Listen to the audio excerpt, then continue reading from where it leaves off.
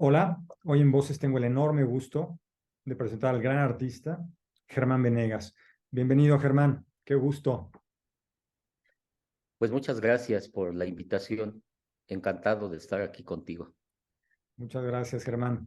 Pues empecemos con algo que eh, es indiscutible, que canta y sé que te encanta y que se asoma una sonrisa en tu cara cuando lo menciono, y es el dibujo. Sí, sí, cómo no. Cuéntanos del dibujo. Pues mira, lo que te puedo decir acerca de eso es que ha sido una pasión desde que tengo memoria.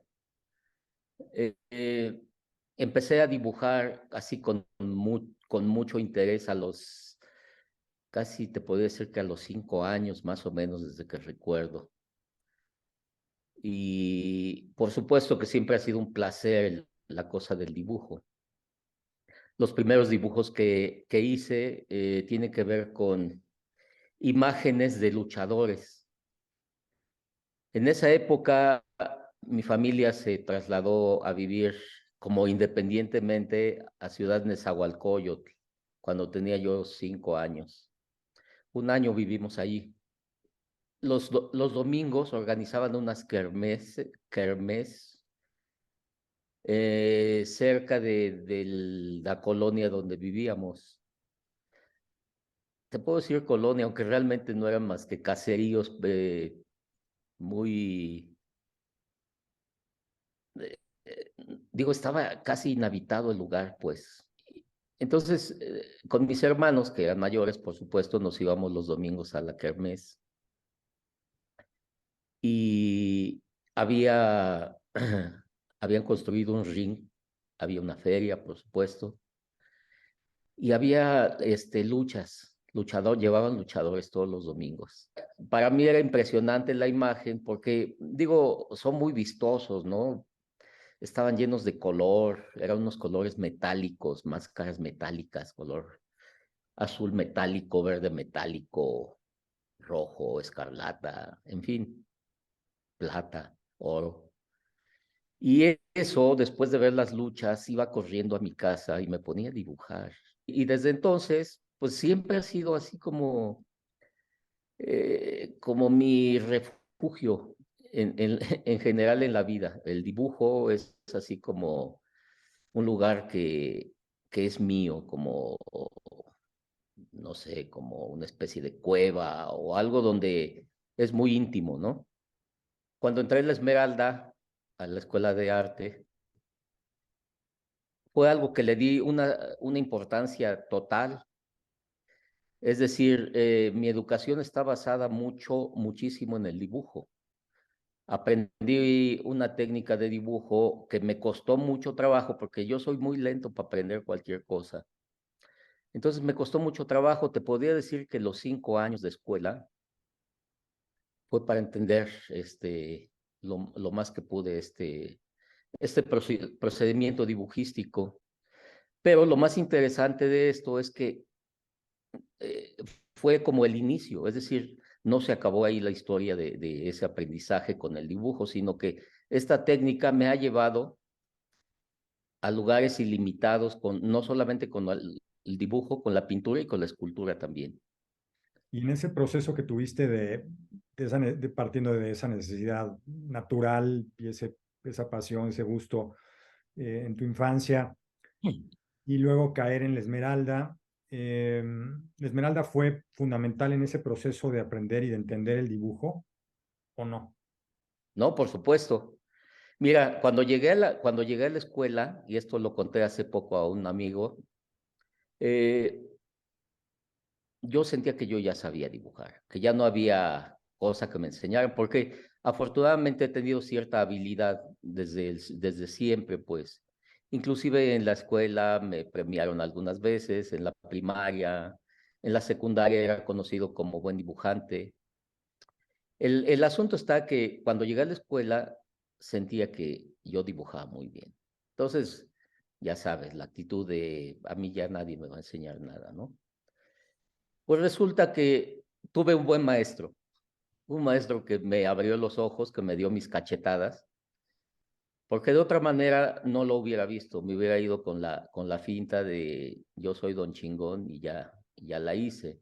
Hubo suficiente tiempo en esos 5 años, primero para abrir los ojos, que me costó un rato, y luego ya abriendo los ojos, empezar a descubrir toda la riqueza, ¿no?, que hay a través de la comprensión más a fondo de lo que significa el dibujo.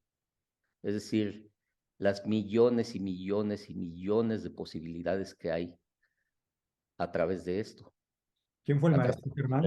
Vaya, es prudente preguntar quién fue el maestro que... Sí, por supuesto, estoy muy orgulloso de decirlo siempre, Javier Ansúrez. Él fue alumno de Gilberto Aceves Navarro y en algún momento, justo coincidió en que cuando yo entré a la Esmeralda, él empezó a dar clases, porque siempre fue el asistente del maestro Aceves en San Carlos. Y en ese momento ya se soltó el chongo, se fue a dar clases a la Esmeralda y ya se hizo independiente. Entonces fue padrísimo porque fue un encuentro de los dos que estábamos empezando algo. Nos hicimos muy buenos amigos hasta la fecha.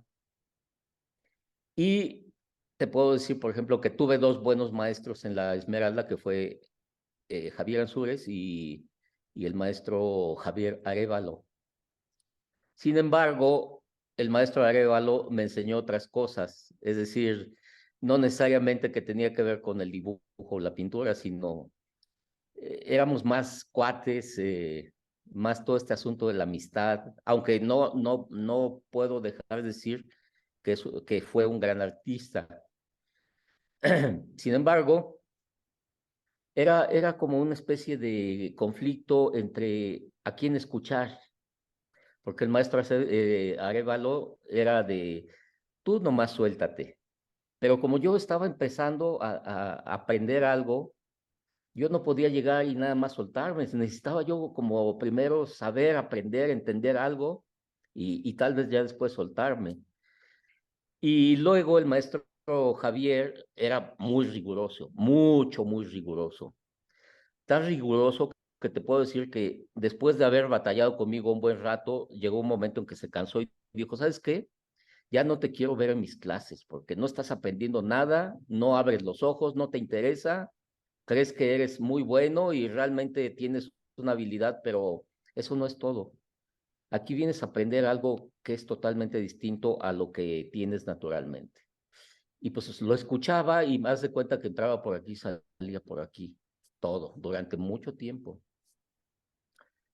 Y ya, resulta que un día lo caché.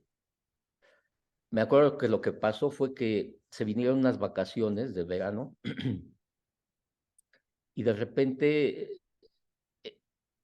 me puse a dibujar como loco en mi casa y dibujé de todo, desde copias, eh,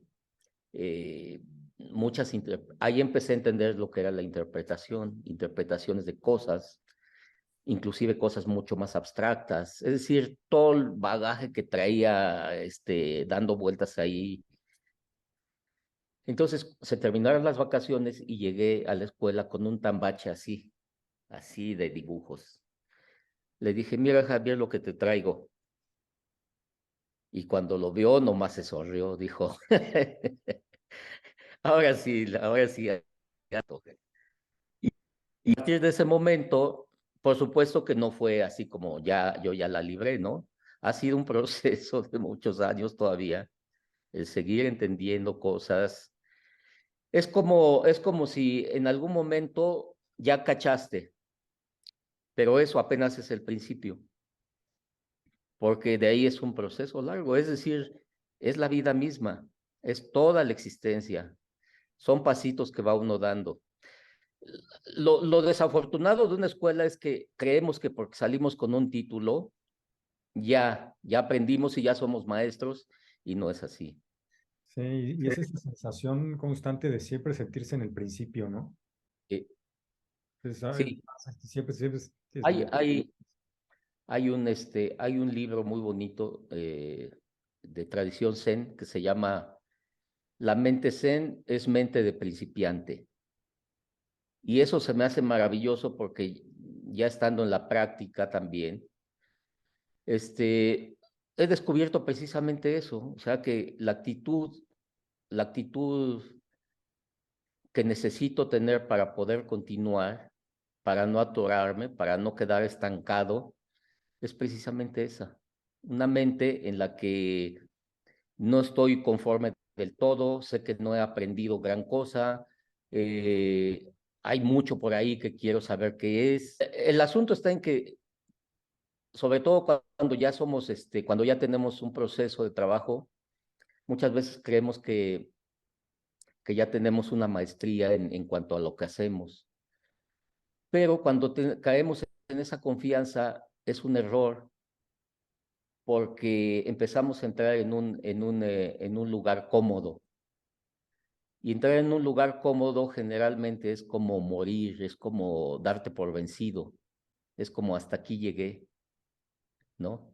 Digo, puedes vivir a gusto ahí todo el tiempo, lo que tú quieras, vivir de tus aprendizajes y de tus logros, pero curiosamente eso hace que todo se quede limitado. Siempre hay misterio, siempre hay algo más allá que desconoce uno. Y lo maravilloso de esto es precisamente la aventura de ir tras de eso. El fin está en el principio, ¿no, Germán? Sí, exactamente, sí. Siempre regresa uno a lo básico. Y regresar a lo básico es reafirmarte y enriquecer lo que ya tienes.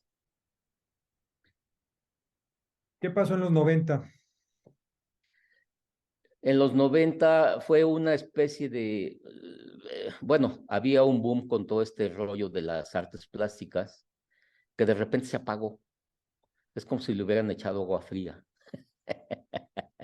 Eso por un lado. Y por otro lado, mira, yo tenía muchas dudas con relación a mis logros en ese momento. Había, había como conseguido, digamos, un lugar que podía ser como una mina de oro. Mi obra se estaba viendo de buen modo, tenía se vendía bien, se vendía bastante bien, estaba empezando a salir de México, todo iba bastante bien, pero el asunto está en que cuando empecé a hacer este tipo de trabajo, empecé con una idea de la pintura, de que lo que estaba haciendo tenía que ver con pintura.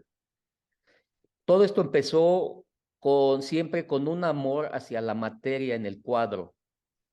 Cuando veía pintores como Rembrandt o como Frans Hals o como Rubens, que manejaban, digamos, los materiales con mucha libertad y que podían jugar con las distintas cantidades de materiales en su trabajo, enriqueciéndolo, ya sea con una veladura o con una pasta.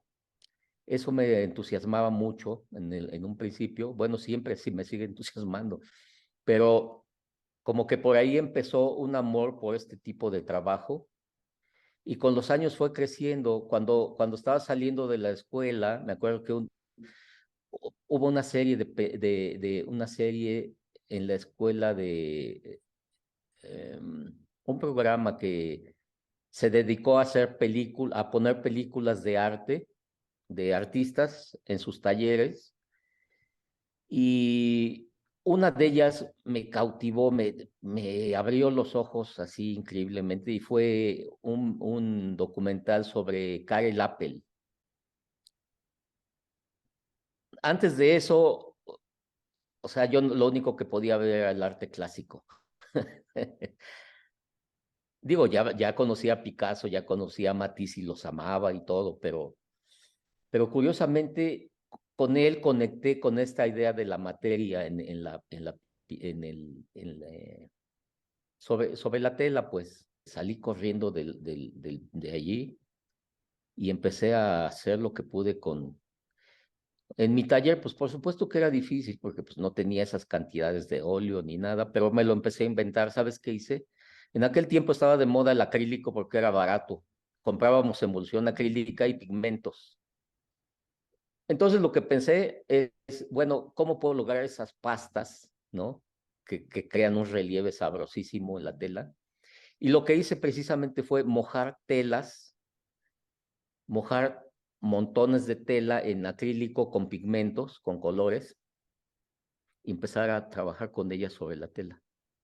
Entonces, he empezado a crear esa ilusión de pasta sobre el soporte, ¿sí? Y al poco tiempo se me vino a la cabeza, porque empecé dentro de esto de usar materia, de repente empecé a usar pasta de papel, hacía relieves con pasta de papel, eran muy planos, eran como galletas de papel adheridas a la tela. Entonces, dije, ¿qué más puedo hacer? Papel maché, hice máscaras, con toda esta idea de lo popular, que fue lo primero que me inspiró a trabajar.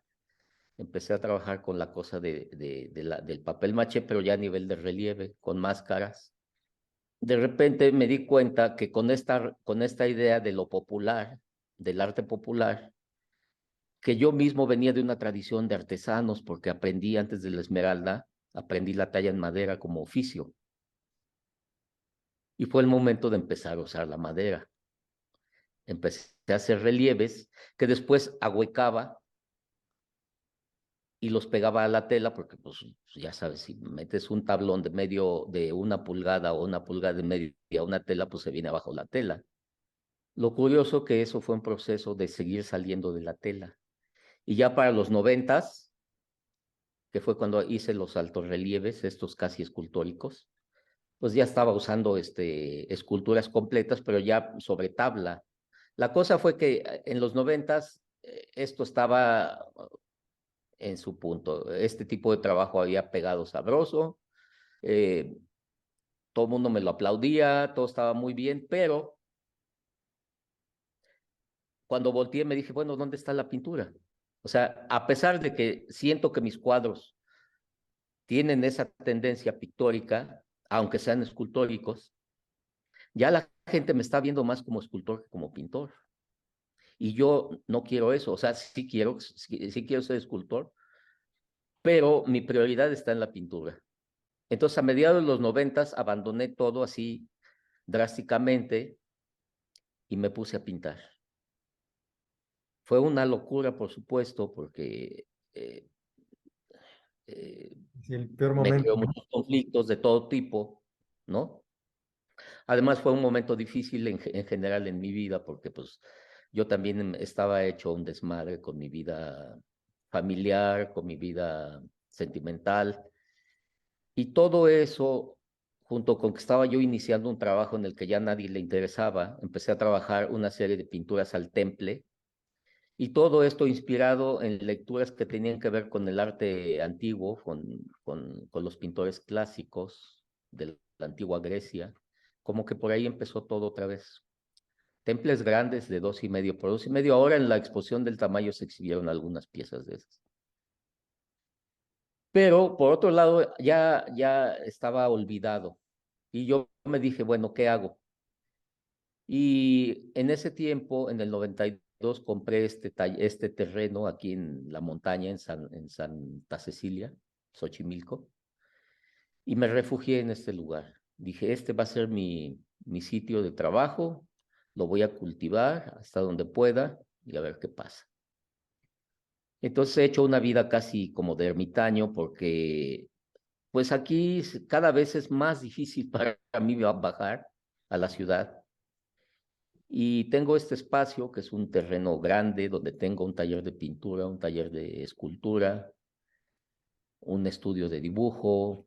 eh, Tengo lo que necesito.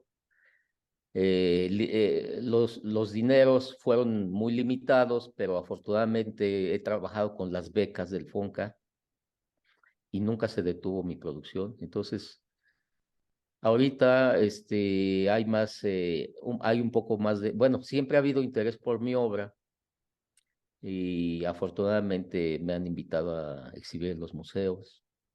Pero también en los 90s pasó lo de la moda del arte conceptual. Empezó a abrirse esta posibilidad y lo otro se empezó como a dejar a un lado.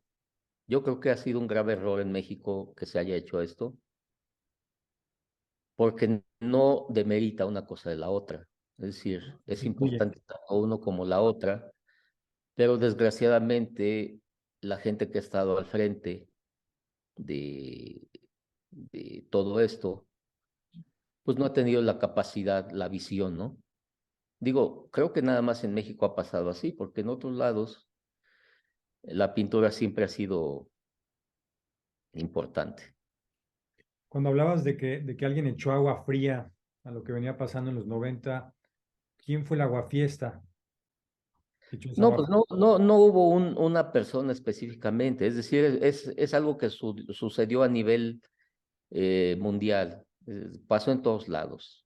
Tú lo puedes ver, que es toda esta idea del arte conceptual y todas las posibilidades nuevas, empezaron otra vez como a tomar un lugar importante. Yo creo que tiene que ver mucho con la mentalidad en general de la cultura. Algo que tiene que ver mucho con una mente muy racional, excesivamente racional. No hay un equilibrio, sino que todo se fue hacia ese lado. La balanza se fue hacia ese lado, entre comillas, porque realmente la balanza siempre está equilibrada naturalmente, pero como somos mentes que divagamos, la mente humana es así, divaga, va de un lugar a otro donde le conviene, donde siente que va a sacar más provecho y así, ¿no? Pero nos estamos dando cuenta que no es lo único que hay. Está bien, o sea, es importante porque vivimos de eso, es una herramienta valiosa, gracias a eso se ha creado este mundo, pero también tiene sus contradicciones. Germán Venegas nos comparte que se mudó nuevamente a los planos, que en un paralelo parecieran los planos que conoció de niño, es decir, un regreso al origen. Nos habla del Zen, nos habla de los griegos, nos habla de ese origen constante en el cual se encuentra y se reencuentra. ¿Qué pasa con Germán Venegas en la era digital, en este presente donde cobra esa importancia? Bueno, como tú ves, me costó trabajo comunicarme contigo. A pesar de que tengo la computadora, pues la uso muy poco. Realmente la uso para hacer algunas cosas del banco y ver algunas noticias y ya. Este, no estoy muy habituado. Entonces, todo este rollo de la era digital, pues está padre. Digo, he visto cosas sorprendentes, ¿no? Que se hacen a través de esta herramienta. Sin embargo, a mí eso no me mueve, pues, no es algo que me ilusione o me motive como para poder trabajar en eso. Nunca he tenido esa tendencia a estar al día con la tecnología o con los grandes descubrimientos. Como que más bien ha sido al revés mi vida, como caminar hacia atrás para ver qué hay atrás, qué es lo que no, lo que se me está yendo o que se haya hecho que me va a enriquecer. En ese sentido, yo creo que la pintura, por ejemplo, como un recurso, es algo tan vasto y tan ilimitado que puedes pasar 10 vidas, 20 vidas y seguir encontrando cosas muy valiosas. Em, Toda esta práctica de la meditación tiene que ver mucho con hay esa conexión absoluta con el trabajo creativo, con la pintura. Es algo ilimitado y lo vas descubriendo conforme vas penetrando dentro de esta práctica, dentro de esta experiencia. Es experimentar todo el tiempo, es todo el cuerpo, no es solamente la mente, es cuerpo y mente que está trabajando y tratando de comprender la esencia de lo que es esta vida. En general, el arte es lo que busca siempre, o sea, quiénes somos, por qué, para qué sentido tiene la vida o qué sentido tiene la muerte, ¿Qué sentido tiene el proceso entre la vida y la muerte? Todo eso lo puedes encontrar con un solo lápiz. Lo importante de todo esto es qué tan tenaz eres, qué tanto te puedes aferrar a algo y buscar en ello y profundizar en ello. Laborar es orar, decía Renan, me parece. Eh, Sí. meditas desde el trabajo, es desde lo zen, siempre fue desde el zen. Antes era un encuentro espiritual de otro orden. ¿Cómo ha sido ese encuentro con lo espiritual tan olvidado y cancelado por muchos en el lenguaje artístico incluso, ¿no? ¿Cómo ha sido para Germán Venegas? Pues eso fue precisamente ese mediados de los 90. Cuando me vi como en un callejón sin salida, ya mi trabajo no le interesaba a nadie, aunque yo sentía que estaba iniciando algo importante. Eh, Tenía yo conflictos en casa, con mi ex. Era yo un desmadre, por otro lado. Llevaba yo una vida demasiado... eh, bueno, en fin. Decidí que tenía que hacer algo por resolver todo eso, pero ¿cómo hacerlo? Un día cayó a mis manos el Tao Te Ching y te juro que leyendo algunas máximas del Tao, inmediatamente empecé a entender cosas que estaban atoradísimas, cosas que sentía que no tenían solución. Este, en ese momento me di cuenta de que había maneras en que uno podía empezar a liberar. Y ahí fue donde empecé a buscar algún tipo de práctica que me ayudara. Primero hice yoga, no me convenció, lo hice como 3 o 4 meses, pero ahí me encontré con un amigo de la Esmeralda, curiosamente, que pues, yo ya ni me acordaba. Cuando lo vi, me dijo, oye, ¿tú eres Germán? Sí. Yo soy fulano de la escuela. Ah, fíjate, qué buena onda. Ahora ando metido en estas cosas, me dice, y platicando así me dijo, oye, ¿y nunca has probado con la meditación Zen? Y le dije, no, pues no, o sea, hasta ese momento sabía del arte Zen, pero de la meditación Zen no tenía ni idea. No sabía ni siquiera que era budismo. La meditación que hice antes de yoga era simpática porque era muchos cantos, muchas charlas, mucha música, danza y meditación.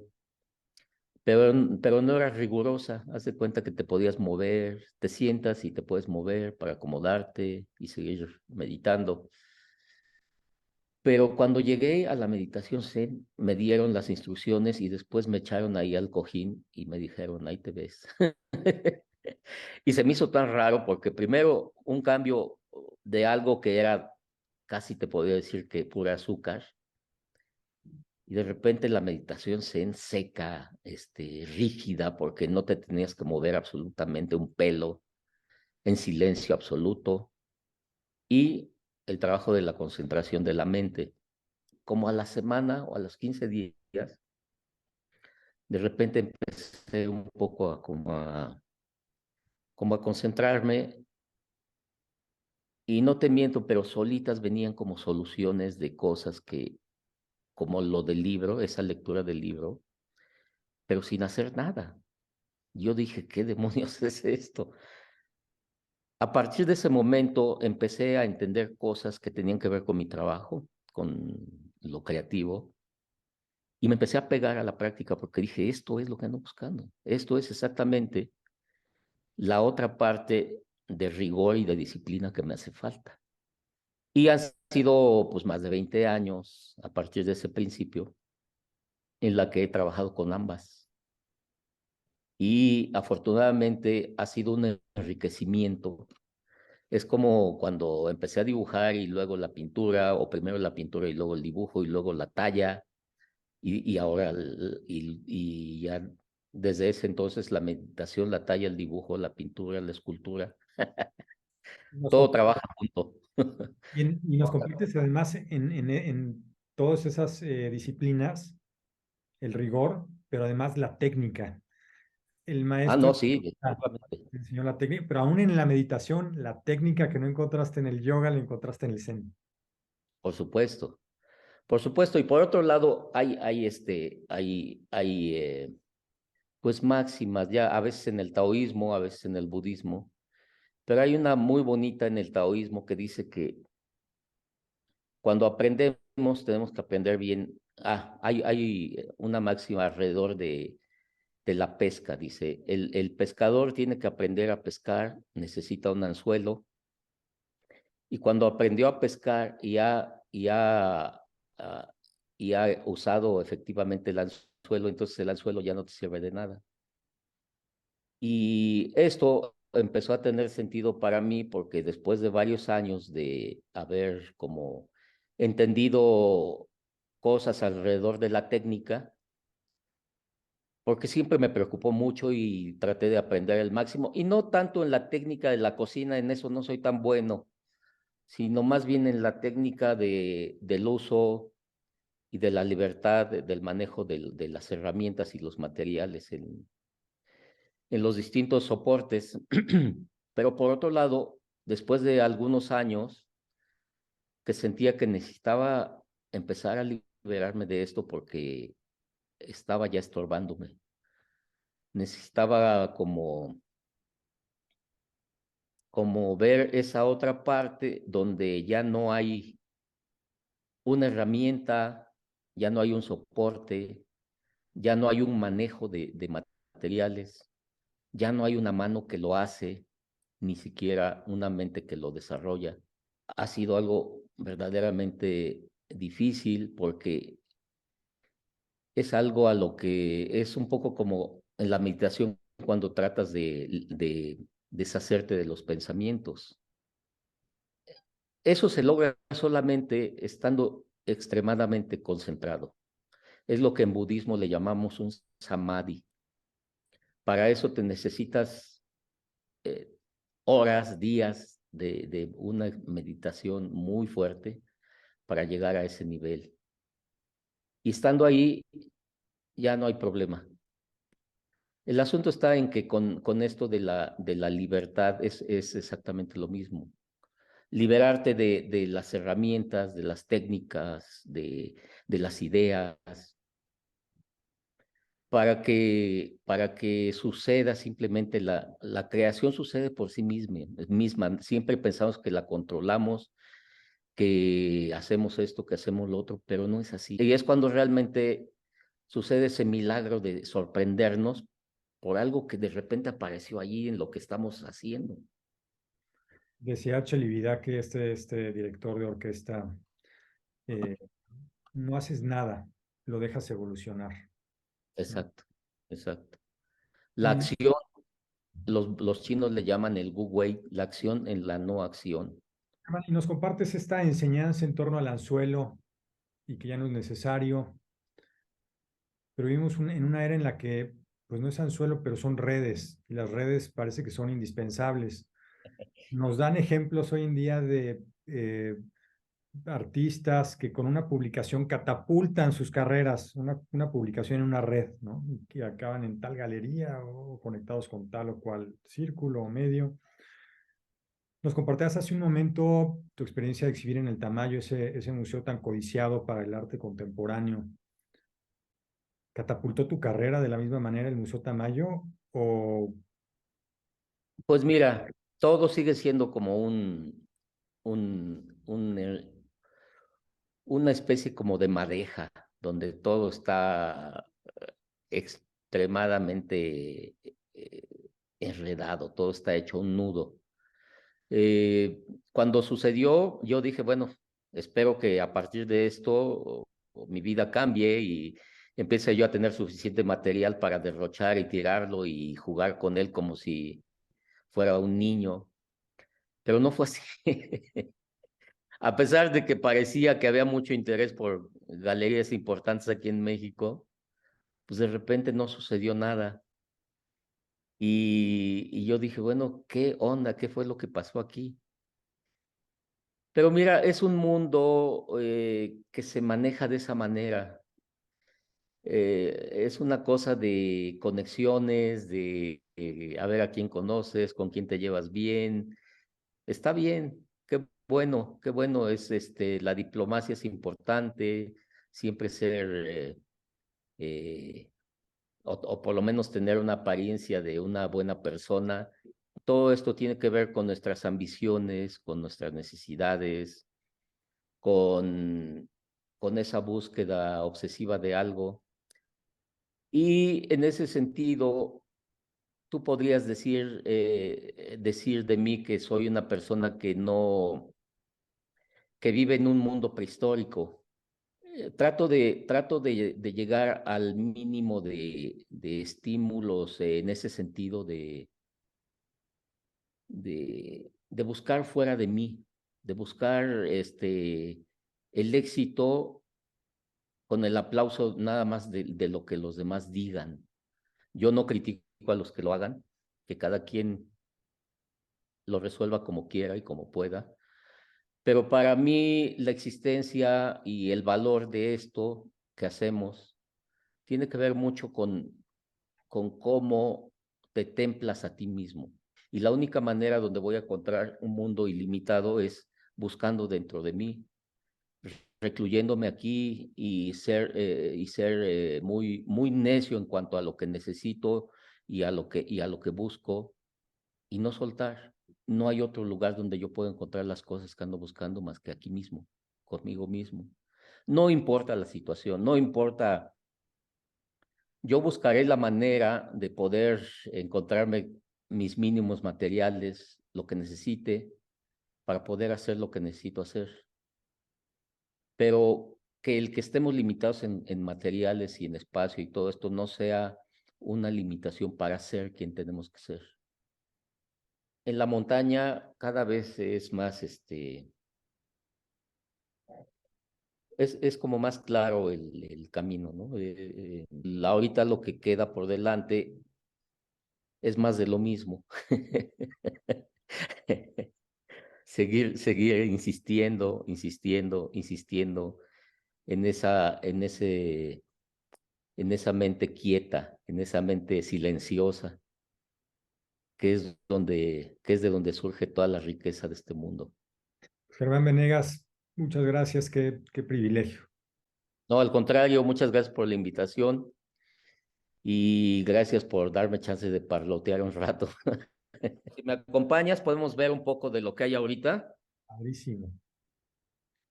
Esto es mi casa, no sé si ves. Mi idea inicial era hacer un lugar de retiros para la meditación. Mira, aquí tengo una pieza Qué que no maravilla. se ha exhibido ni nada, es nueva. Qué maravilla. A ver, espera, ahí sí. Bueno, la vamos a ver de lejos porque ahí no se ve tanto.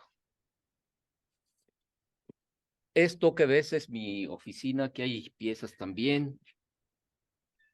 Esto es mi taller, aquí hago la escultura. Este es mi gato, no sé si lo viste. ¿Cómo se llama tu gato? Todavía no tiene nombre. Ah, qué bien. Mira, esto es un poco de piezas de cerámica que estoy haciendo. Esta es una de ellas. Esto que ves aquí acostado son mis budas. Están tapados. Perdón, ahí. Buda de 5 metros y uno de 3.5, 4. Este. Qué maravilla. Luego, aquí están el gran relieve de la pirámide. Luego, esto es nuevo trabajo que voy a empezar ahorita. Es decir, todo esto es el taller de escultura. Aquí tengo una nueva pieza que estoy acabando. ¿Sí la ves? Esta es otra nueva pieza que no ha salido de aquí, ya la hice hace varios años, pero pues las piezas no se pueden exhibir todo, entonces muchas se van quedando un poco aquí rezagadas. Esta también, Qué maravilla. ajá. Este es otro Buda, no sé si lo ves. A ver, ahí, como de 3,5 metros. Estamos viendo la espalda. Este es el Buda que ya he exhibido por aquí, por allá, que tiene que ver con un esqueleto atrás del Buda. A ver, ahí así más o menos. Y luego vamos al taller de pintura. Ahorita estoy produciendo estos cuadros porque tengo una exposición el próximo año. Todavía no digo dónde, Bien. pero tengo una exposición, pero por otro lado tengo la beca del FONCA, bueno, del sistema, Sí. y estoy haciendo pintura abstracta.